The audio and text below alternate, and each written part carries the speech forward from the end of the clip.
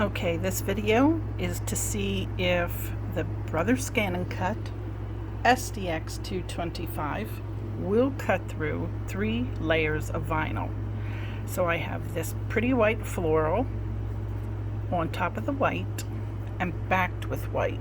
And I used this really bright contrasting thread because it really helps the machine pick up the difference in between the vinyl and your thread. So I'm laying this on my mat and I use a brayer to really tack this down.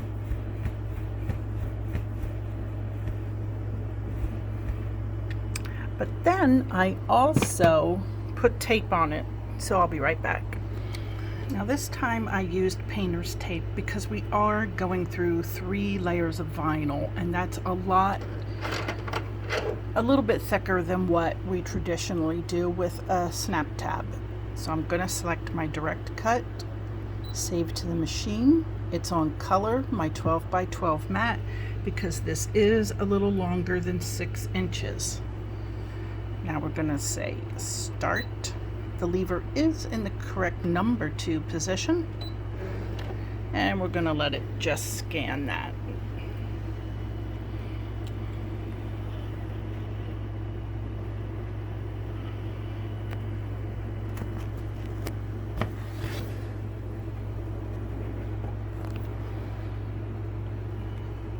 And as you can see, right now it's showing me an excellent outline. It might try to pick up my tape, but we can fix that. And I'm going to say okay.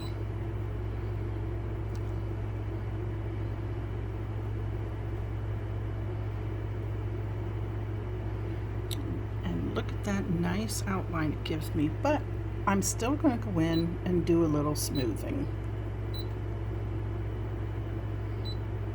I just think it looks nicer. We'll say okay. Okay again. We can see it's clearly going to do an outline. So now I'm going to put a distance around it because I don't want it to cut on the thread line. And I do 0.08.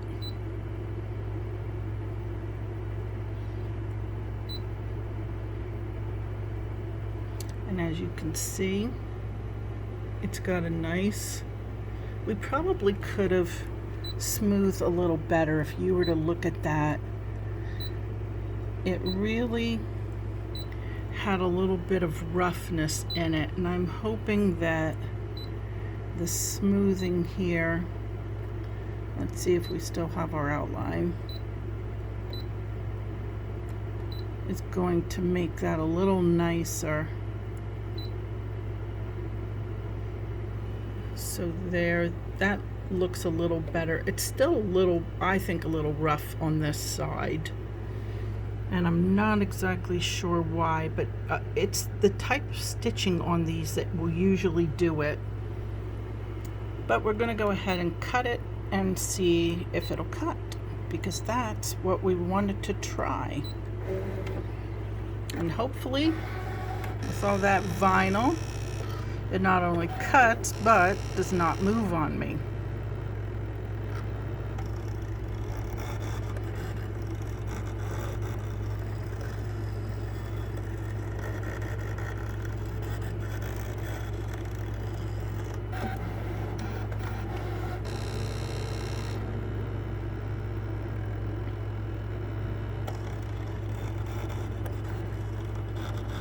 I did take my stabilizer out in between the vinyl.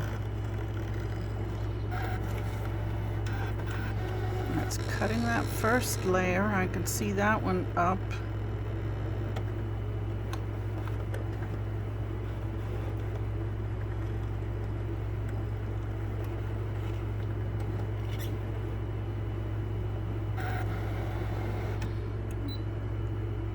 And it says it is done. So now we're going to unload our mat and see what we have. I'll pull this off this way.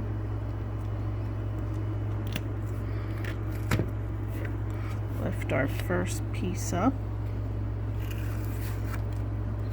tear that away, take this piece of tape off. You can see my bits of stabilizer there.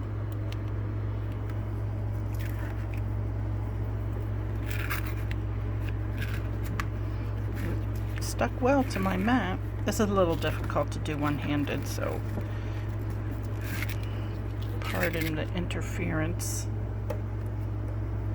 And now this was the piece of vinyl for the pocket, and it does not look like it cut that.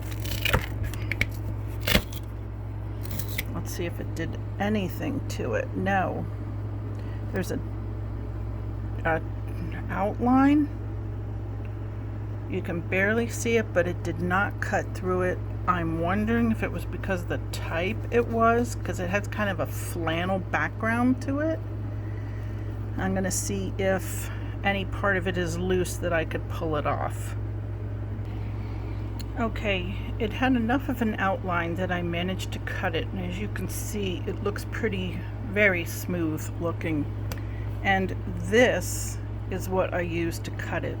This is an actual leather cutting tool, and it is extremely sharp, but it did the job. And there's the back of the hand sanitizer fob. And here is the front. So all in all, I think it will cut depending on the type of vinyl you use, and if you're careful on the thickness. I'm not a big fan of this closing stitch in here on these fobs.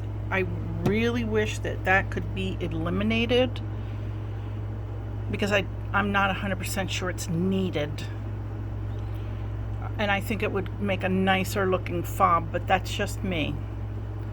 I wish I could do it in white, but the machine just won't pick up white on white. But there you go. I'll do another one using 3 layers of regular vinyl instead of this softer vinyl with the flannel type backing. It's more like a plastic front, and we'll see how it does for that.